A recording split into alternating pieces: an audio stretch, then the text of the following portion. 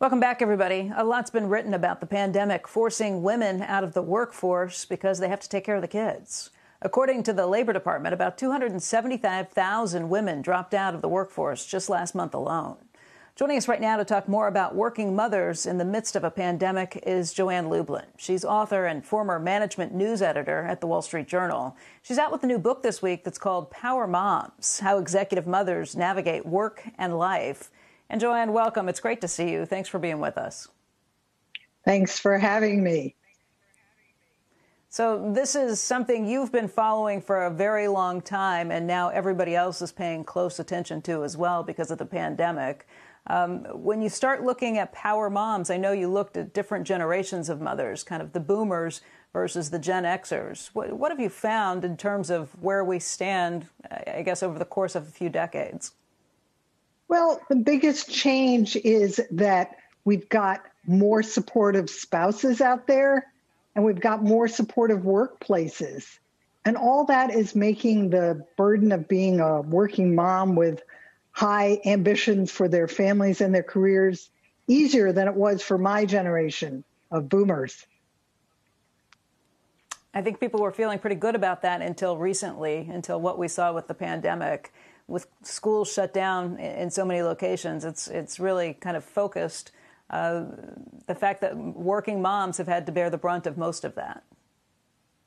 Yes, and that's why rather than calling this the she session, I think we should be calling it the mom session.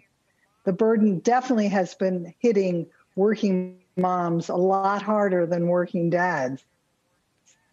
There was a study that came out yesterday, and it found that among moms with kids under 18, 28% had temporarily or permanently left the workforce since last March versus 10% of such dads. Wow.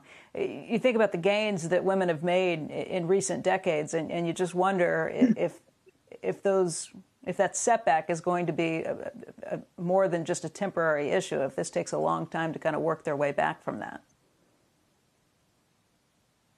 I think for many women, it will be a long road back, but luckily we're living in an era in which employers are more aware of the needs of working parents, men and women alike, and they get it.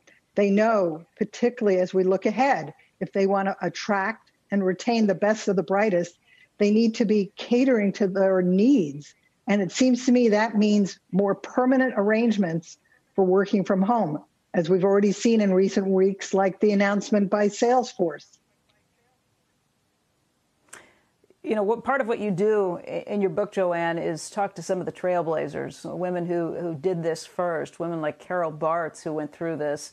I know you also spoke with Hershey CEO Michelle Buck and Mindy Grossman, and these are women who really pushed through at a time when workplaces weren't quite as accepting. What lessons did they offer in terms of things that we could all kind of learn from? Well, I think it's really important to not only choose the right spouse and also to choose the right workplace, but it's equally important, these women learned, to have mentors and sponsors at critical stages of your career, men and women alike, but probably more so men because the guys are still in charge of most companies. In terms of what the workplaces are doing right now, Joanne, is this a national movement that you think is going to be hard to ignore in terms of more flexibility, in terms of letting people go out on maternity leave, come back in, and not feel like they're punished for it? Well, I think the national movement is one about this experiment about working from home. And because no one really thought that was practical, having proved that it works, I think is changing a lot of attitudes about other issues related to working parenthood. And so you have more companies, particularly bigger ones, offering paid parental leave irrespective of the gender status. Shepard Smith here. Thanks for watching CNBC on YouTube.